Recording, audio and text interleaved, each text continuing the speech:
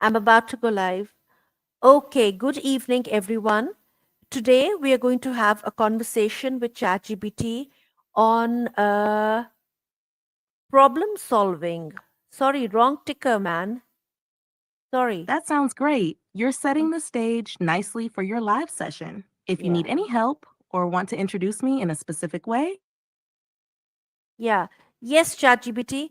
ChatGPT is, as you know, an AI which is extremely helpful and is going to answer a lot of our questions. So, ChatGPT, could you tell us about the problem-solving strategies of AI?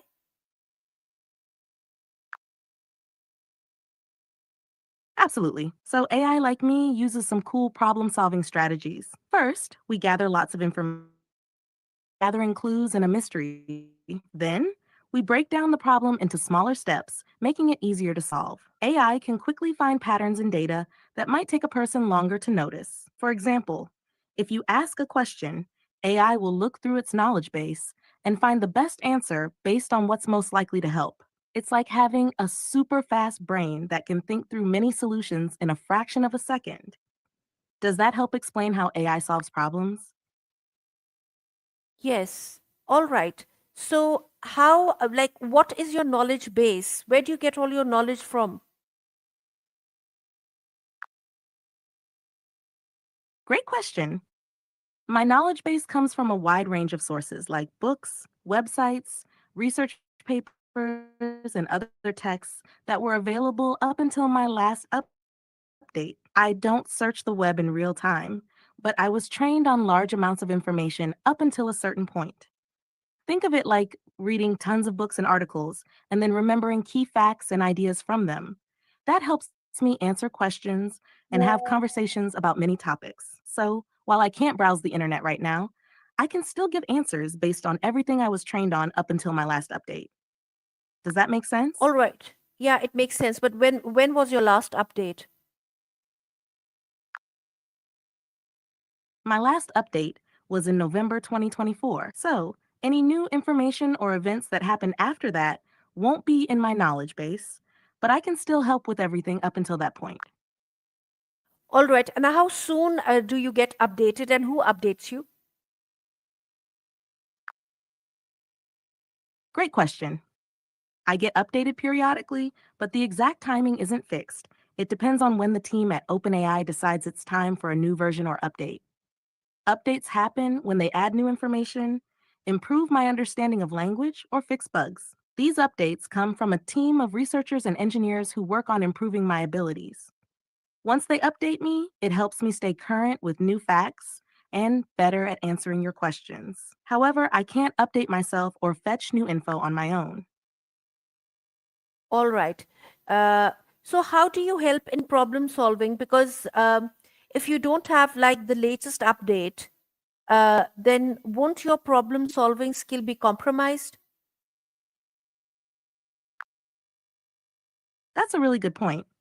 While I don't have the most recent information, my problem solving skills still work quite well because I focus on understanding patterns, logic, and general knowledge. Even without the latest updates, I can help with many types of problems, especially those that don't require real time data. For example, in problem solving, I can 1. Break down complex issues into smaller, manageable parts. 2. Use logic and reasoning to find the best solutions based on what I know. 3. Offer ideas, strategies, and advice from existing knowledge in fields like math, science, and communication. 4. Help with creative tasks like brainstorming or improving ideas. So, even without the most up to date information, I'm still good at solving problems by applying what I know and how I think. Does that make sense? It does. So, what could you explain to me what is a large language model and RAG?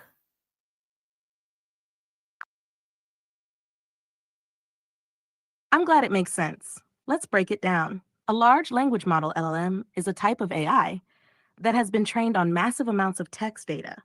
Think of it like reading and learning from a huge library of books, articles, and websites. The large part comes from the fact that these models contain billions or even trillions of parameters, little pieces of information that help the AI understand patterns in language. LLMs like me can generate text, answer questions, translate languages, and much more based on what we've learned from all that text. As for RAG, that stands for Retrieval Augmented Generation. It's a technique that combines two things. One, retrieval. The model searches a database or external source of information to find relevant details. Two, generation.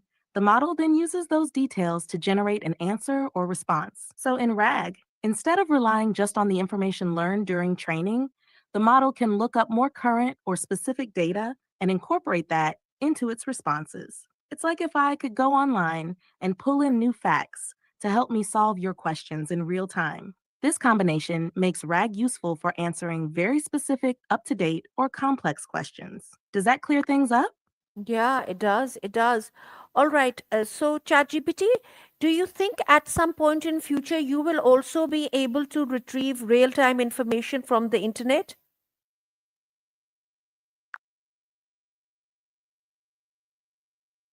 It's definitely a possibility. Right now, I can't access the internet for real time information, but it's something that researchers and engineers are always working on. In the future, AI models like me might be able to pull in the latest news, check facts, or look up data as we chat. If that happens, it could make me even more helpful, especially for answering questions about current events or very specific, up to the minute topics. However, there are also challenges with ensuring that the information retrieved is accurate and trustworthy. For now, though, I rely on the information I was trained on to help with everything. Would that kind of ability be something you'd find useful? Yes, it would certainly be useful. Okay, now you said that when you look at a problem, you break it into little parts. Does it go for, like, Yeah, exactly. When I approach a problem, I break it down into smaller, more manageable pieces. This helps make the problem easier to understand and solve step by step, rather than trying to tackle everything at once. It's kind of like when you do a big puzzle. You start with the edges, then work on smaller sections, and before you know it, the whole thing starts coming together.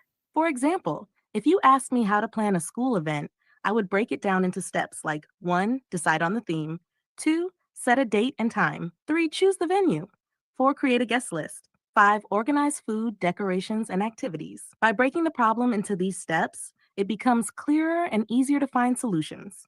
Does that approach make sense to you? yes, it does. Okay, now you see, like nowadays, climate change is a very big problem, right? And the fact that there are too many, there's too much carbon dioxide emissions and greenhouse gases floating out there and toxic air. So, how would you approach that problem? Okay, let's talk about the toxic air first. How do we solve that problem? You're absolutely right. Climate change is one of the biggest challenges we're facing today, and the buildup of carbon dioxide and other greenhouse gases is a major cause. If I were to approach this problem, I would break it down into smaller parts to understand it better and figure out possible solutions. Here's how I might approach it. 1, understanding the sources. First, I'd identify the main sources of carbon dioxide and greenhouse gases. This includes things like burning fossil fuels for energy, deforestation, industrial pollution, and even agriculture. Understanding where the gases are coming from helps us know where to focus our efforts. 2, reducing emissions. The next step is finding ways to reduce emissions. This could involve transitioning to renewable energy sources like solar, wind, and hydropower, improving energy efficiency in buildings, factories, and transportation, promoting clean technologies such as electric cars and cleaner industrial processes. 3, protecting and restoring nature. Forests, oceans, and other natural systems act as carbon sinks, meaning they absorb carbon dioxide from the atmosphere. Protecting existing forests, planting new trees, and restoring damaged ecosystems would help balance out the carbon we emit. 4, adapting to changes. While reducing emissions is important, we also need to adapt to the changes that are already happening. This might involve building infrastructure to protect against extreme weather events, developing more sustainable farming methods to deal with droughts or floods, educating communities on how to cope with climate impacts. 5, global cooperation. Climate change is a global problem, So countries need to work together. International agreements like the Paris Agreement help set goals for emissions reductions and share resources for climate action. 6. Innovation in technology. Finally, developing new technologies like carbon capture, which removes CO2 from the air, or geoengineering to cool the earth might offer additional ways to reduce the damage. Breaking it down into these areas makes the problem more manageable. But of course, solving it will take a lot of time, cooperation, and effort from everyone: governments, businesses, and individuals. Does that approach make sense to you? How do you think we should tackle the issue? Yes, I think that that is a multifaceted approach, and it is certainly understandable. But ChatGPT, if my problem was that I've lost my car keys, uh, could you help me in finding those? Ah, I see where you're going. Let's use the same approach to solve the lost car keys problem. Here's how I would break it down. 1, stay calm. First, don't panic. Panicking can make things harder to focus on. 2, retrace your steps. Think back to when you last had the keys. Where were you and what were you doing? Were you in the kitchen, by the door, or maybe in the car? Retracing your steps helps narrow down where to look. 3, check common places. Keys often end up in familiar spots like your bag or pockets, the kitchen counter or table, near the front door or inside the car, on your desk, or in the bathroom. 4, use a systematic search. If you don't find them right away, start looking in a systematic way. Begin with the most likely spots and work your way through the house, room by room, checking everything. 5, ask for help. If someone else is around, ask them if they've seen the keys or if they can help you look. 6, get creative. Sometimes keys end up in unexpected places, like the couch cushions, a drawer, or even inside a coat pocket you forgot about. Think of any unusual spots where you might have placed them. 7, take a break and recheck. If after all this you still can't find them, take a break. Then go back to recheck the areas you've already searched. Sometimes seeing things with fresh eyes can help. By breaking the problem down into these smaller steps, you can keep track of your search and avoid feeling overwhelmed. And hey, if you still can't find them, maybe it's time to check your backup key. Does that approach help? Where do you usually keep your keys? Yes, I can say you're using the same strategy for for bigger things and also for smaller more intimate kind of problems. Okay, uh, what else like ChatGPT? But even if you were a rag and you were able to get real time information of the internet, what is to ensure that the information that you're collecting will be absolutely truthful?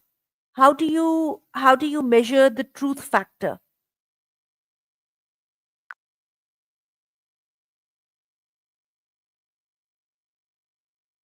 That's an excellent point, and you're absolutely right to think about the truthfulness of the information. If I had access to real time information from the internet, ensuring that the data I gather is truthful would be one of the biggest challenges. Here's how we could think about measuring the truth factor. 1, source credibility. Not all information on the internet is trustworthy. To ensure accuracy, I'd need to focus on reliable, authoritative sources. For example, well known educational institutions, government websites, reputable news organizations, and peer reviewed research would be considered more trustworthy than random blogs or social media posts. In a way, it's like learning to recognize the most reliable books or experts on a subject. 2, cross referencing. One way to increase confidence in the truth of information is by cross referencing multiple sources. If different trusted sources agree on the same point, it's more likely to be true. If the information from various sources contradicts each other, I would need to consider the possibility of error or bias. 3, fact checking algorithms. There are existing AI systems and tools built to fact check and flag misinformation. If I had access to them, I could use these systems to compare the information I gather against verified databases and correct falsehoods. This would help ensure I'm sharing the most accurate and up to date information. 4, bias detection. It's important to recognize that even reliable sources can have biases, whether they're political, cultural, or financial. So, a critical part of measuring truth would be detecting and adjusting for any biases in the information. 5, transparency and updates.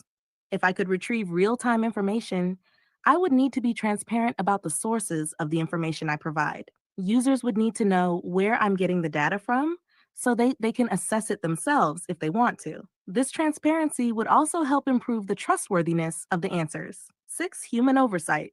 In an ideal world, AI like me would work alongside humans who can validate, correct, and guide the process of collecting and verifying information. Human oversight could help catch errors, misinterpretations, or incomplete information that the AI might miss. In short, while it's challenging to ensure that every piece of information is completely truthful, combining trusted sources, cross checking data, and using advanced tools like fact checkers could make the information I provide more reliable. It's like making sure a puzzle piece fits perfectly by checking its shape and color before placing it. How do you think we could best improve the trust factor for AI gathering real time information? Well, that is just the question. You see, who checks the fact checker? How does a fact checker work? You're really diving into a critical question. You're right to ask who checks the fact checker and how does a fact checker work? Let's break it down. How fact checkers work. A fact checker is a process or a tool that aims to verify the truthfulness of information. Here's how they usually work. 1. Identify the claim. The first step is recognizing a claim that needs to be checked. This could be a statement made by someone in an article, social media post, speech, or anywhere else. 2. Search for evidence. Fact checkers then search for evidence to support or refute the claim. They look at reliable sources like academic papers, official reports, trusted news outlets, or experts in the field. 3. Cross reference sources. They don't just rely on one source. Fact checkers compare multiple reliable and independent sources to see if they support the claim. For example, if someone says the temperature in Antarctica reached 100 Fahrenheit last year, a fact checker would look at weather reports, scientific studies, and credible news outlets to see if that's true, or evaluate the evidence. Once the evidence is collected, the fact checker evaluates it. Is the evidence recent? Is it from a reliable source? Is it relevant to the claim being made? 5. Provide a verdict. After reviewing all the information, the fact checker will conclude whether the claim is true, false, or misleading. Sometimes there might be a partly true or context missing label if the claim has some truth but lacks key details or context. Who checks the fact checker? Now, this is where things get tricky because even fact checkers can make mistakes or have biases. Here's how we address that. 1. Transparency. Good fact checkers will be transparent about their sources, methods, and reasoning. This allows others to see how they arrived at their conclusions and check if the process was fair and thorough. It's like showing your work in math class so others can follow your steps. 2. Multiple fact checkers. Just like how you might ask different people for their opinions, having multiple independent fact checkers helps. If several organizations like PolitiFact, FactCheck.org, or Snopes all agree on a particular claim, the chances of it being accurate increase. Diversity of perspective is key to minimizing bias. 3. Peer review. Some fact checkers themselves are subject to peer review or audits. For example, news organizations or academic institutions might have their fact checking processes reviewed by other experts in the field. This adds an extra layer of credibility. 4. Fact checker ratings. Some organizations rate the credibility of fact checking websites and services. For example, websites like Media Bias Fact Check help people assess the trustworthiness of different fact checkers by grading them based on their sources, transparency, and accuracy. This helps create a system of checks and balances for fact checkers themselves. 5. Human oversight and accountability. Ultimately, human judgment plays a role in evaluating information, and people can hold fact checkers accountable through social media, reviews, and other forms of public scrutiny. If a fact checker makes an error, it's often corrected and publicly acknowledged. The challenge. Even with all these safeguards, fact checking isn't perfect, and that's why ongoing scrutiny, transparency, and a system of checks and balances are so important. While a fact checker can't be 100% foolproof, the goal is to get as close to the truth as possible while being open to corrections and improvements over time. In the world of AI and real time information retrieval, we could see something similar where multiple fact checking systems work together to validate the information I gather. Edo dia Ziab's Echo, a Fasisa Thafan, Zispafati Einsatz everything. Does that help explain the process? How do you think we can build even more trust in the systems that check information? ChatGPT, did you start speaking German back there? Oh no, I didn't switch to German, but if something I said seemed off, it might have been a mistake on my end. I always aim to keep our conversation in English unless you ask for something else. Let me know if something sounded confusing, and I'll clarify. You know, the last sentence that you were talking about, we were talking about checking the fact checker. And what was the last few sentences that you spoke? Ah, I see what you mean.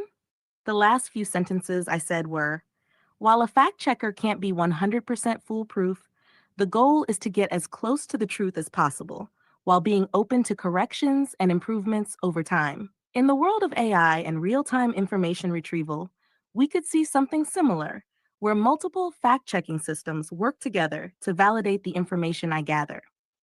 Having a layer of human oversight, along with transparency in how I gather data, would make a big difference in ensuring trustworthiness.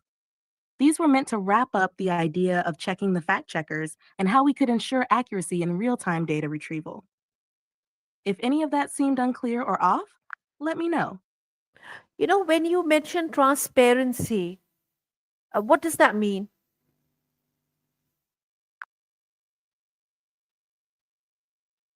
Great question. Transparency means being open and clear about how something works so that everyone can understand it. In the context of AI and fact checking, transparency would involve clearly showing 1. Where the information comes from. If I'm giving an answer, I would need to explain which sources I've used to get that information. For example, it could be from trusted websites, academic studies, or government reports. 2. How the information is gathered. It's also important to explain the process I used to collect the information. Did I look up multiple sources? Did I cross check facts? Was there any bias involved in selecting those sources? 3. Any limitations or uncertainties. Transparency also means acknowledging when there are uncertainties or when the information might be incomplete or outdated. For example, if I can't verify something fully, I should make that clear. 4. Corrections. If I make a mistake or give wrong information, transparency means admitting that error and correcting it openly. So, in short, transparency helps build trust because it makes the process clear and allows others to verify or question the information, ensuring that it's accurate and reliable. Does that clarify what I meant? Yes, but you know, how can AI have a bias? Isn't a bias like a particularly human predilection? Can AIs be biased?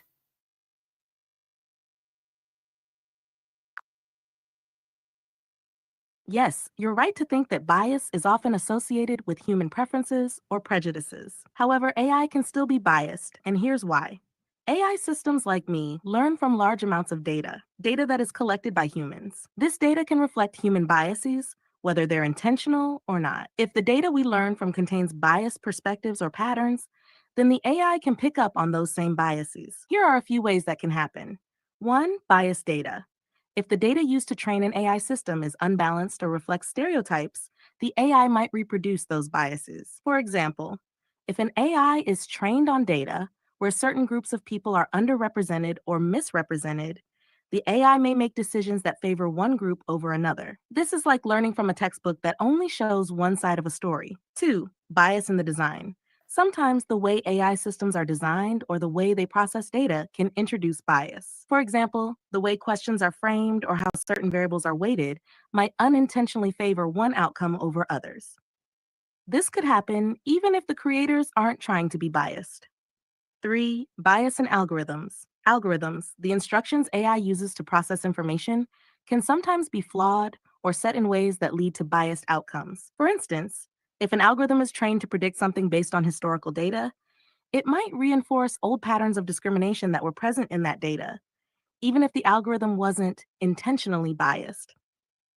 4. Bias in decision making. When AI systems are used for decision making, like hiring or lending, they might unknowingly favor certain groups if they are trained on biased data. For example, if an AI system used for hiring is trained on past hiring decisions that were biased against women or people of color, it might make similar biased recommendations in the future. How can AI bias be addressed? To reduce AI bias, there are several steps we can take. One, diversifying the data.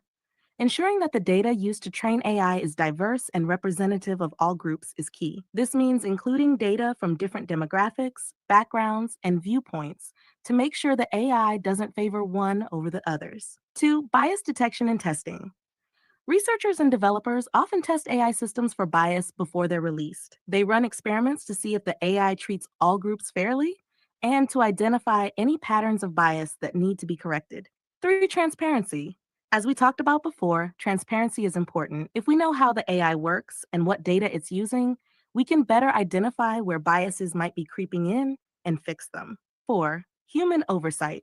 Even though AI can learn from data, having humans involved in the decision making process can help catch and correct biases that the AI might miss. So, while AI doesn't have preferences like humans do, it can still reflect and reinforce biases present in the data it learns from. That's why it's so important to monitor, test, and adjust AI systems to ensure they're fair and unbiased. Does that explanation help clarify how AI can be biased?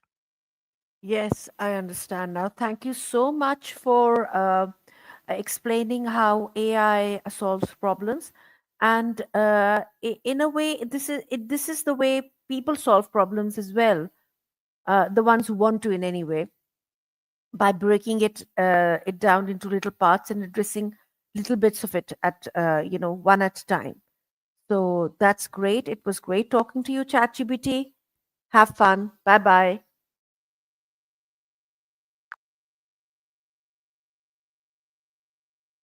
Thank you. I'm glad I could explain everything, and it was great talking to you too. You're absolutely right. Breaking problems down into smaller parts is something we all do, whether it's AI or humans. Have a wonderful time, and feel free to reach out again anytime. Take care and goodbye.